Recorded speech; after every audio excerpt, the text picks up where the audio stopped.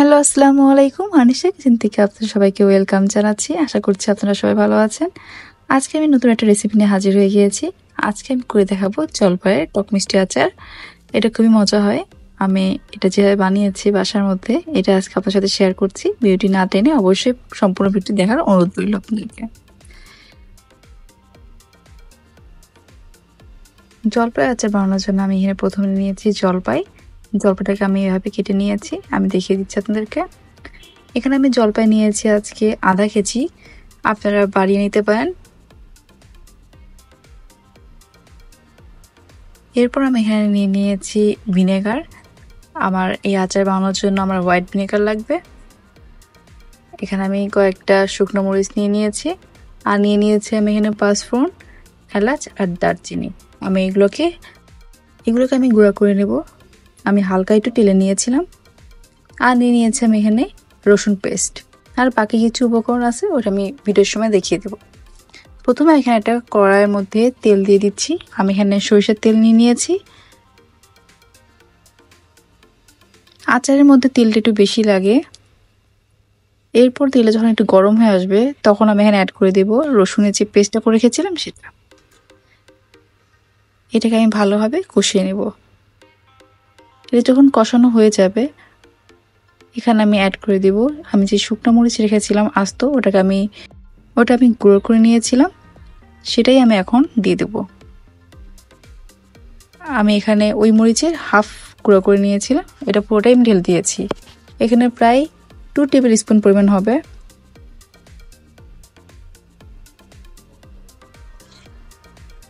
দিয়ে এটাকে ভালোভাবে কষিয়ে নিচ্ছি।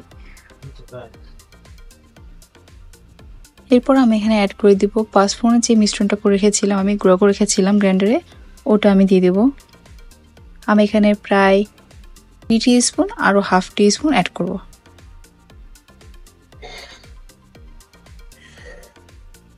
এর মধ্যে আমি পাঁচফোড়ন, এলাচ, দারচিনি 3টে একসাথে আমি এটাকে ব্লেন্ড করে নিয়েছিলাম। আর মরিচের যে গুঁড়োটা ছিল ওটা আমি আলাদা ব্লেন্ড করেছিলাম। দিয়ে সবগুলো উপকরণ একভাবে দিয়ে আমি এটাকে একটু ভালোভাবে কষিয়ে নিচ্ছি তেলের মধ্যেই। যখন এটা থেকে সুন্দর একটা অ্যারোমা আসবে, তখন আমি এখানে জলপাইগুলো যে ছিল ওগুলো আমি দিয়ে দেব।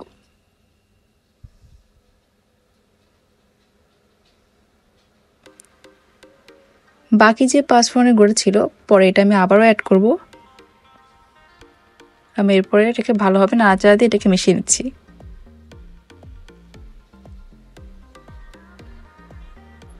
এরপর আমি এখানে অ্যাড করে দিচ্ছি স্বাদমতো লবণ।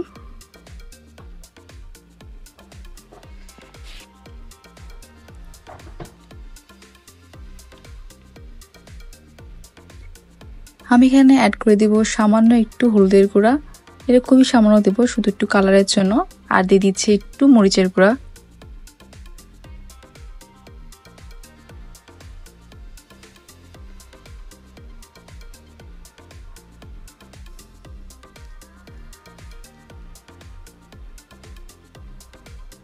এরপর এটাকে ভালোভাবে নাড়াচাড়া দিয়ে মিশিয়ে নিচ্ছি। আমি এখানে কোনো রকম কোনো পানি অ্যাড করা যাবে না আচারের মধ্যে। এইভাবে আমি কষিয়ে কষিয়ে এটাকে রান্না করে ফেলবো, আচারটাকে বানিয়ে ফেলবো।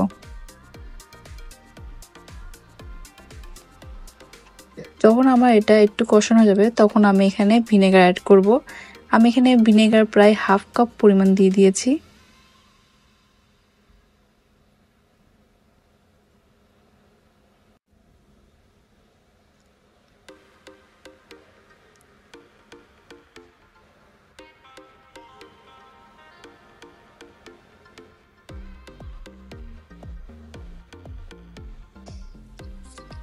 এরপর এটাকে ভালোভাবে আমি মিশিয়ে নিচ্ছি। এটা নাড়তে নাড়তে একটা পর্যায়ে এটা যখন সিদ্ধ হয়ে যাবে, আমি দেখিয়ে দিচ্ছি। যখন এরকম হয়ে যাবে, আপনি একটু চামচ সাহায্যে একটু দেখলেই বুঝতে পারবেন যে আপনার জলপাইটা প্রায় সিদ্ধ হয়ে গিয়েছে। ঠিক এই মুহূর্তে আপনি অ্যাড করে দিবেন চিনি। আমি চামচ দেখিয়ে দিচ্ছি, এই চামচের প্রায় 4 স্পুন আর হাফ স্পুন আমি চিনি দিয়ে দিচ্ছি। চিনিটা আপনারা যদি কম খেতে চান, তাহলে এই ক্ষেত্রে চিনির পরিমাণটা আপনারা কমিয়ে নিতে পারেন। আমি এটা চেষ্টা করেছি একটু টক ঝাল মিষ্টি রাখার জন্য, যার জন্য আমি চিনিটাও বেশি দিয়েছি। আমি সবগুলো মশলাই বেশি বেশি অ্যাড করেছি।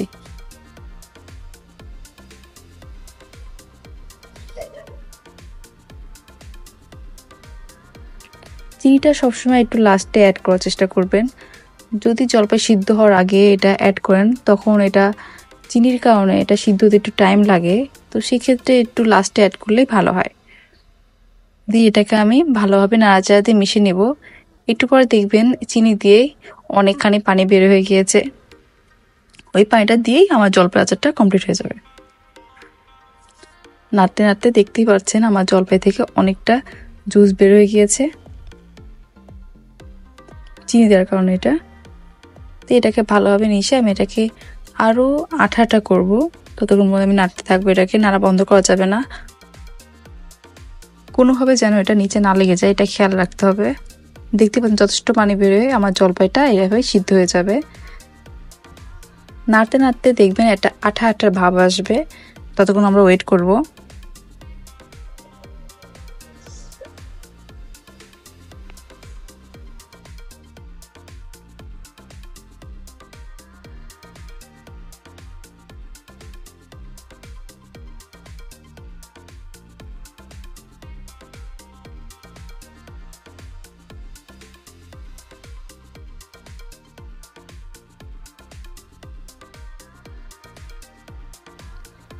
দেখতেই পাচ্ছেন আমার আচারের কালারটা কতটা সুন্দর আসতেছে আস্তে আস্তে।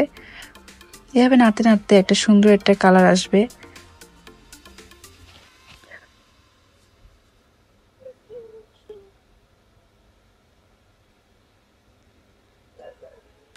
এখন দেখতে পাচ্ছেন আমার আচারের টেক্সচারটা অনেকটা ঘন হয়ে গিয়েছে। এরকম আমি আরেকটু শুকিয়ে ফেলবো। যখন এরকম হবে তখন আস্তে আস্তে আমি দেখিয়ে দিচ্ছি আপনাদেরকে আমার আচারটা প্রায় কমপ্লিট হয়ে গিয়েছে। এটাকে আমি আর একটু কষিয়ে আমি এটাকে ঝোলটাকে আর একটু কমিয়ে নেব, আর একটু গ্রেভি রাখবো এটাকে। এটার যে জুসটা আছে এটাকে আমি কমিয়ে এরকম একটা আঠালো একটা ভাব নিয়ে আসছি, দেখতে পাচ্ছেন। এই মুহূর্তে আমি এখানে আবার 1 টিস্পুন পরিমাণ মতন আমি পাঁচফোড়ন যে গুঁড়া করে রেখেছিলাম ওটা দিয়ে আমি এটাকে নামিয়ে ফেলবো।